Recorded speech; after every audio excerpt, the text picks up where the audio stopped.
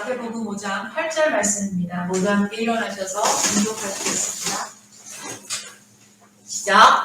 마음이 청결한 자는 복이 있나니 그들이 하나님을 볼 것이며. 네, 할렐루야, 복된 주입니다. 저희 오늘 이렇게 또 함께 예배드릴 수 있어서 감사합니다. 네, 아까도 말씀드렸지만 하늘이 참 가을 같죠? 네, 아침 저녁으로 선선해요. 가을 하늘 같더라고요. 청명한 가을 하늘. 네, 요즘 청명한 가을 하늘에 제가 좀 꽂혔어요. 이 단어에. 너무 좋은 것 같습니다. 감사합니다. 제가 여러분들한테 한번 질문을 해볼게요. 마음속에 스스로 가감 없이 진짜 스스로에게 한번 답해 보시길 바랍니다. 나는 내 노련한 언변이나 내 훌륭한 능력으로 얼마든지 속임수를 쓸 수 있지만 끝까지 진실하려고 애쓰고 있다. 나는 내 어떤 유익을 위해서 얼마든지 정직함과 신실함을 버릴 수 있지만 끝까지 그러지 않으려고 노력한다. 스스로 한번 대답해 보십시오. 다른 사람한테 안 들려도 됩니다.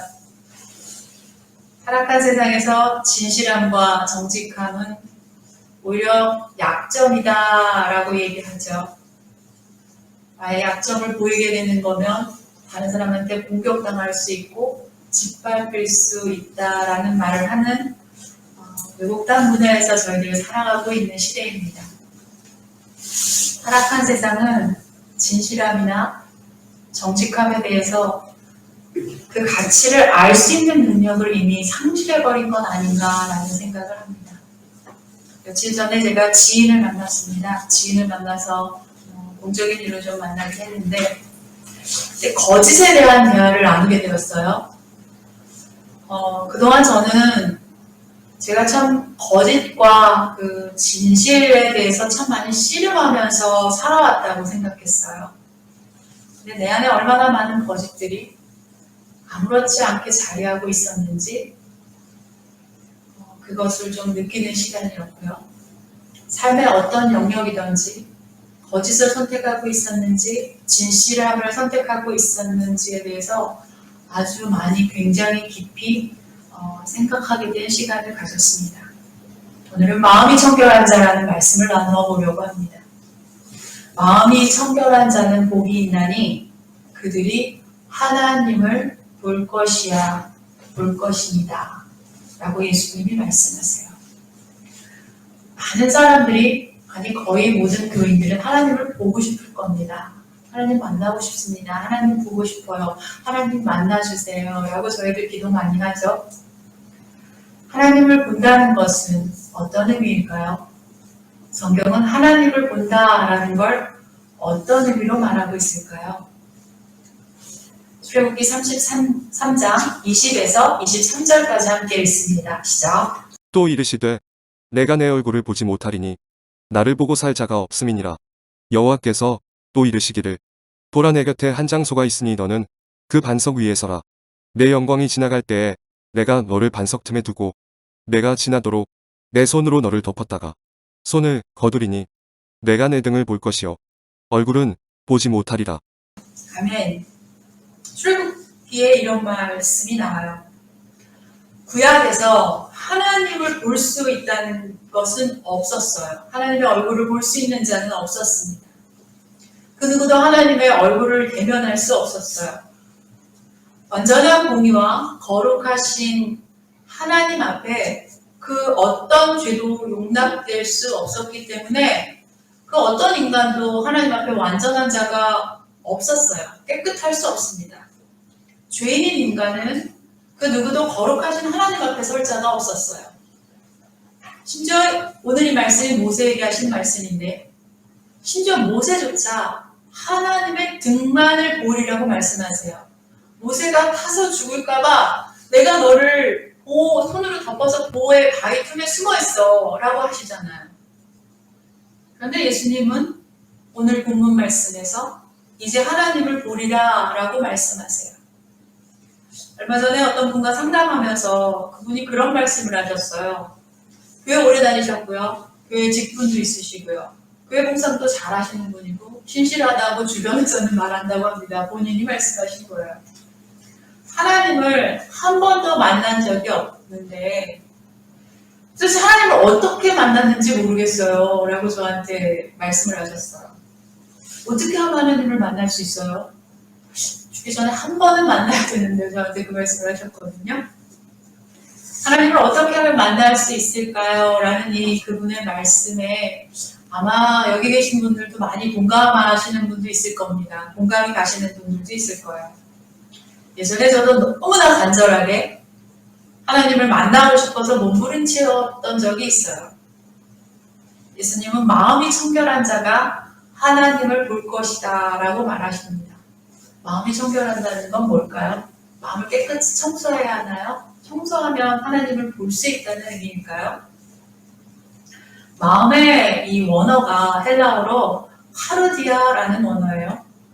이 단어의 의미가 그냥 감정적인 것들만 포함하지 않아요. 감정적인 것, 인간의 생각, 사고, 가슴, 마음, 종교적, 윤리적 행위의 원천이 된 그 모든 사고와 생각들의 그 모든 의미를 포함한 그 카르디아라는 단어를 썼어요.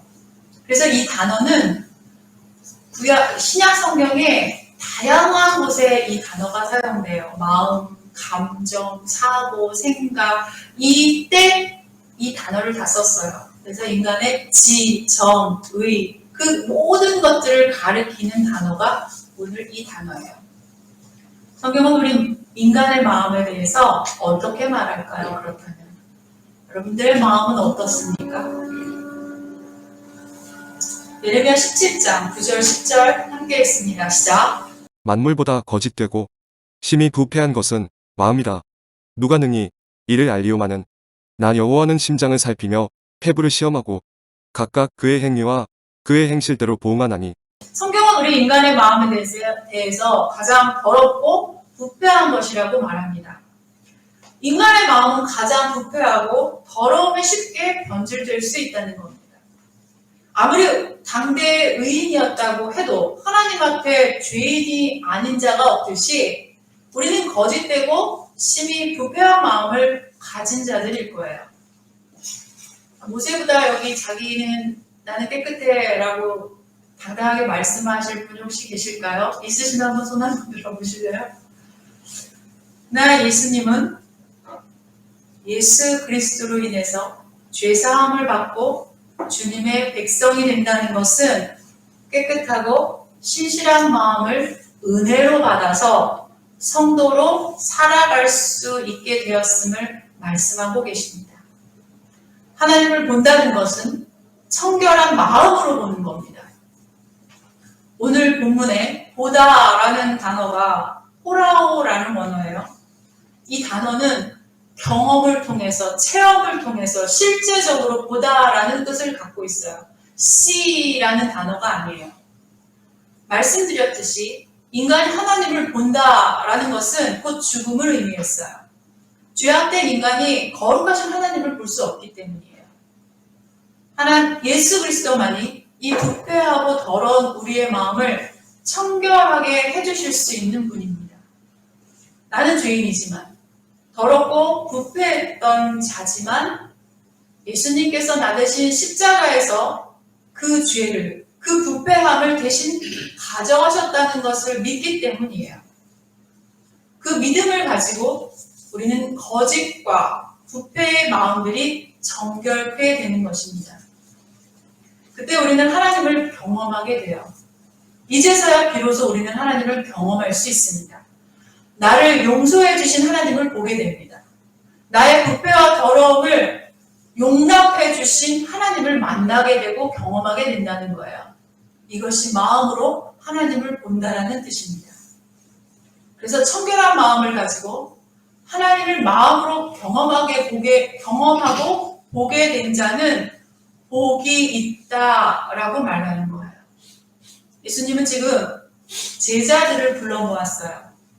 그리고 산에 올라가셔서 예수님을 따르는 제자들과 그 무리들에게 산상에서 하나님 나라의 백성으로서 갖게 될 8가지 복에 대해서 말씀하고 계십니다.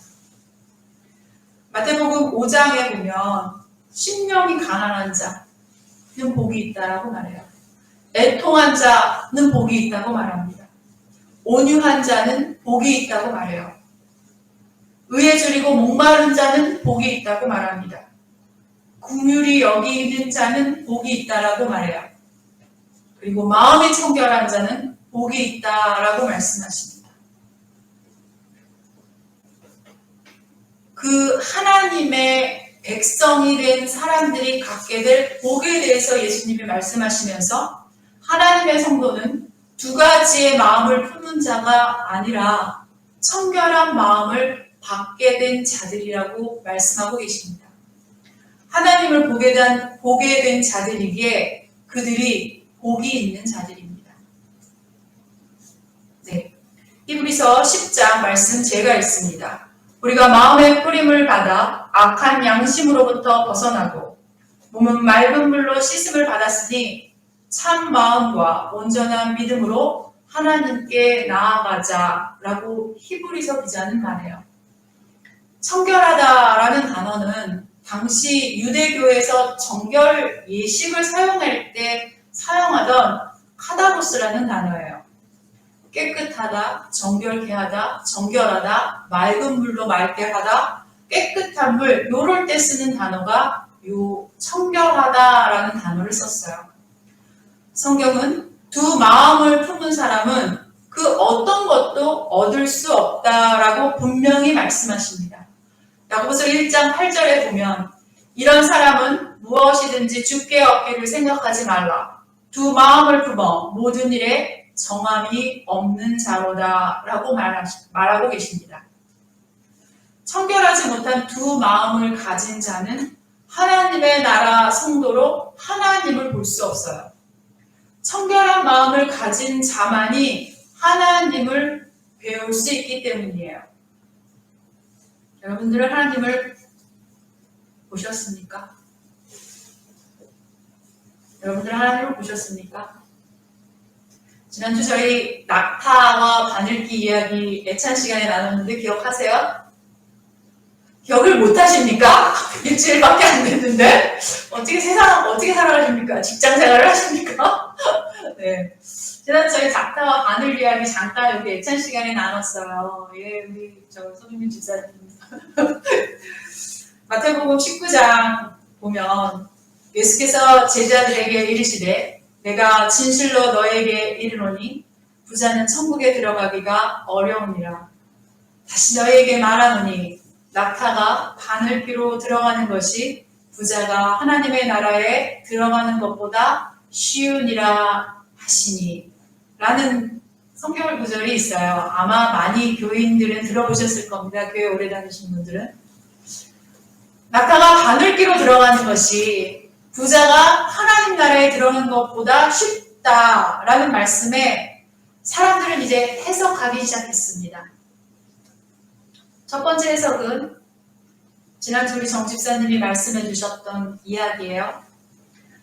아니 갑자기 부자 이야기 하다가 낙타가 바늘귀 이야기를 하셨어? 예수님이 이럴 수는 없어. 이게 앞뒤가 안 맞잖아. 예수님이 왜 이게 안 맞아? 라고 이제 질문을 가지게 되었어요. 그래서 이 구절이 너무 이상하다. 분명히 뭔가 오역이 되었을 것이다. 잘못 번역이 되었을 거다. 그래서 이들이 해석한 거는 원래 예수님이 쓰신 모국어가 아람어예요. 지금 제가 계속 원어의 이야기를 하는 거 성경에 신약일 써있는 거는 헬라어입니다. 지금 일명 그리스어라고 하죠. 아람어라는 그 방언 같은 아람어를 쓰셨어요. 예수님의 모국어가 아람어인데 밧줄로 아람어가 감타이다. 낙타가 감라라는 단어를 썼거든요. 아람어로. 그래서 이걸 혼동해서 사용했다라는 거예요. 제가 열심히 찾아왔습니다. 그림 정말 잘 그리지 않았습니까? 밧줄과 낙타 이렇게 혼동했을 것이다. 그래서 낙타가 되었다라는 주장이에요. 밧줄인데 낙타라고 잘못 번역했다라는 의미죠. 인터넷 찾아보면 이 내용이 굉장히 많이 나와 있을 거예요.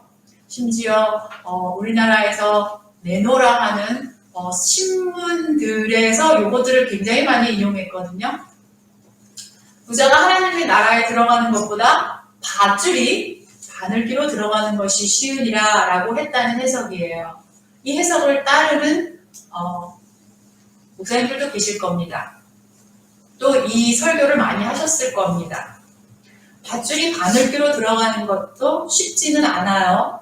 그렇지만 낙타에 비하면 그렇게 생뚱맞지 않다. 훨씬 자연스럽고 뭔가 합리적으로 보인다는 거죠. 그다음에 또 한 가지 해석이 있어요. 실제로 예루살렘에 가면 예루살렘의 성문이 그 성경에 보면 큰 문 두 쪽이 되어 있어요. 양문으로. 그래서 이 큰 성문이 있는데 그 문을 닫으면 그렇게 사람만 드나들 수 있는 작은 쪽문이 있다고 합니다. 그래서 그 문의 그 쪽문의 은어가 바늘귀라고 했대요. The Eye of Needle이라는 이름으로 불렸다고 합니다. 그 쪽문이. 그 문이 있었대요. 예전에 이해하기 쉽게 저희가 동대문, 남대문 하면 성문을 닫잖아요. 큰 성문을 닫아버리면 사람들이 왔다 갔다 할 수 없잖아요. 저녁에 문을 닫고 아침에 열면. 그러면 그 가운데 쪽문을 열어서 한 사람만 급한 일로 나갔다 들어왔다 할 수 있도록 그 문을 만들었는데 그 쪽문의 이름이 The Eye of Needle이라고 불렀다는 겁니다. 그래서 아주 급한 공문이나 어떤 파발을 놓거나 할 때 이 공적인 일에서만 이 문을 잠깐 급할 때 밤에 이미 문이 닫혔을 때 열 수 있는데 이럴 때 여는 이 작은 쪽문이라는 거예요. 이 바늘귀가. 이렇게 이 작은 쪽문인 바늘귀 문을 열면 정말 급박한 상황에 사람만 드나들 수 있는 정도의 작은 문인데 그 낙타가 당시 근동 문화에서 낙타는 어떤 존재였죠? 짐을 실어 날르거나 사람을 실어 날랐잖아요. 그러니까 이 낙타가 많은 짐을 싣고 움직이던 상인이 밤 늦게 이제 성문 앞에 도착했을 때 이미 문은 닫혔어요.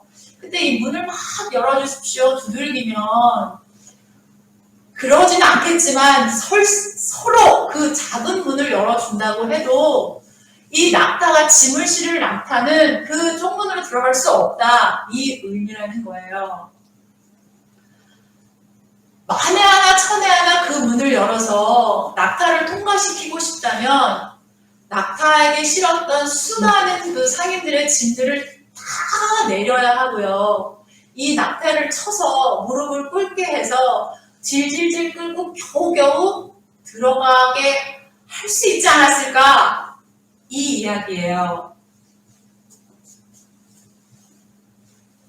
이런 의미를 가지고 있어서 당시 이 문화를 알고 있는 사람들이라면 예수님께서 이 말씀을 하셨을 때 누구나 다 이해했을 거다라는 해석입니다. 그렇게 천국에 들어가는 것은 이 세상에 가진 돈, 명예, 그 모든 것들을 낙타의 짐처럼 싣고 들어갈 수 없고 무릎 꿇고 겸손하게 들어간다라는 의미를 지니기도 했다라는 것이죠.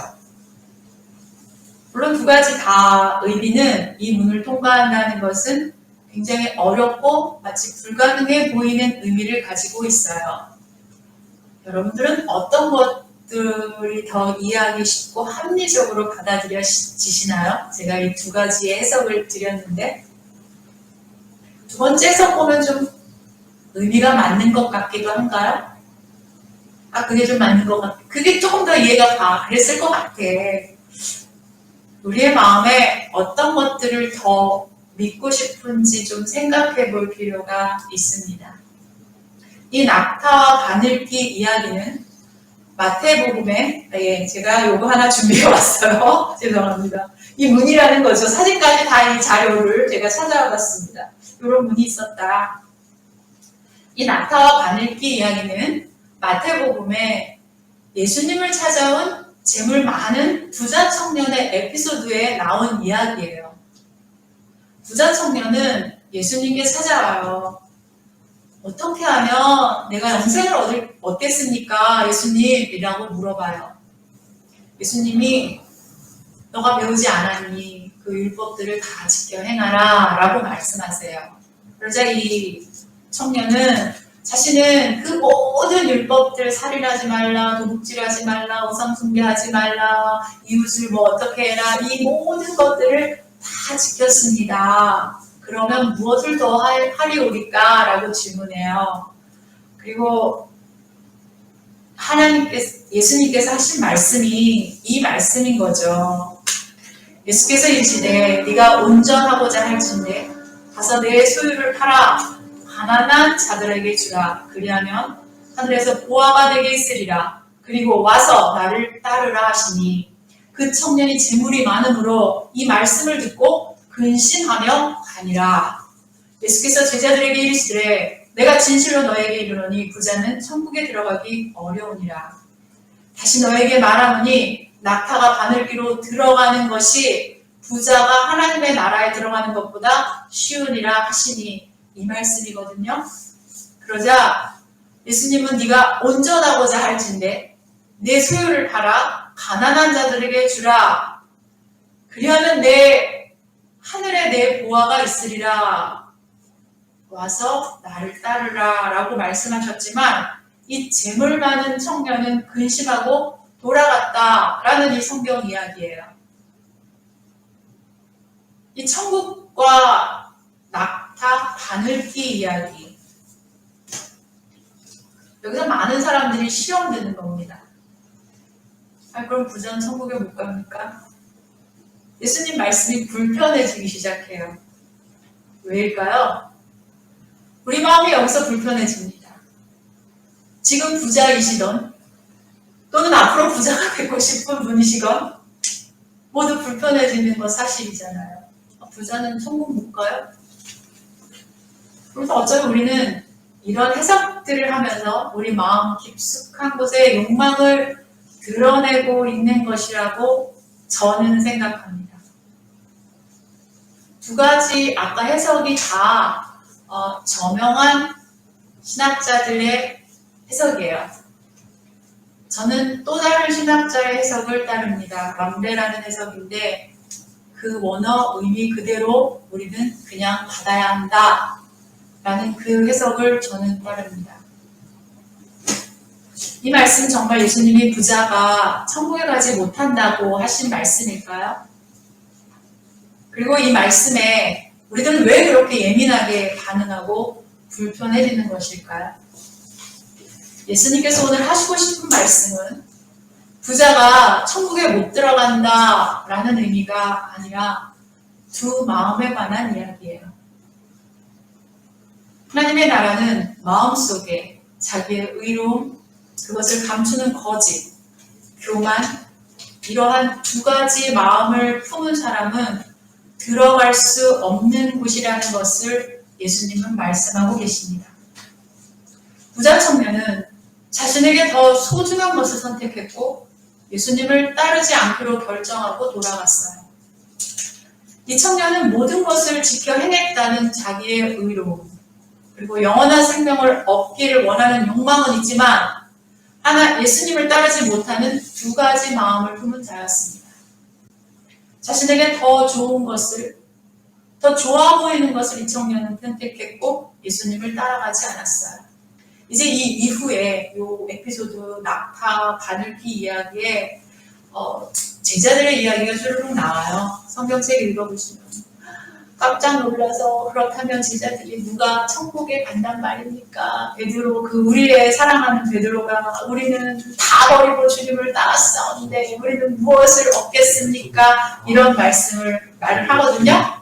그러자 예수님은 너희들은 모든 것들을 버리고 나를 따랐다라는 것을 안다라고 말씀하시면서 천국에 상급이 있다라는 말씀을 하세요.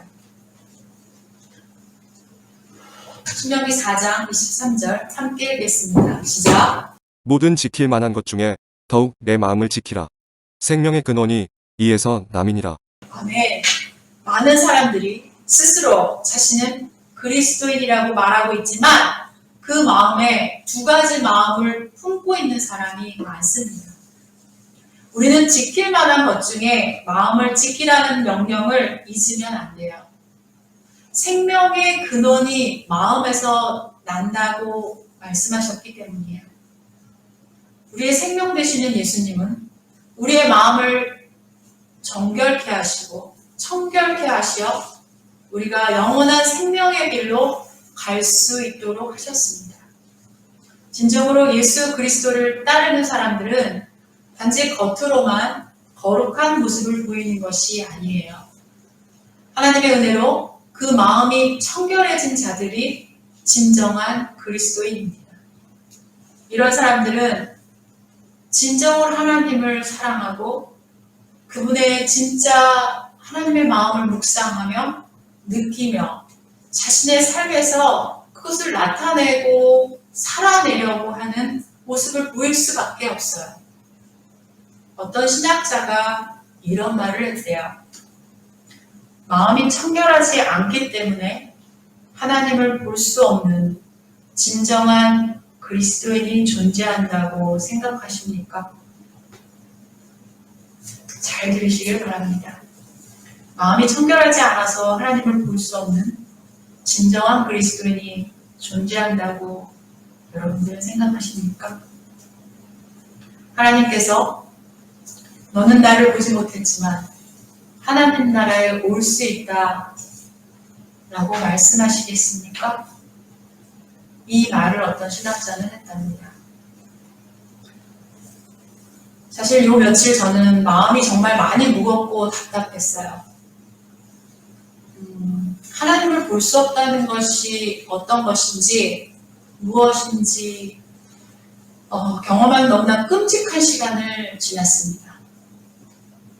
그리고 주님은 내 마음이 청결하지 못한 것에 대해서 말씀하고 계시다는 것을 깨닫게 되었어요.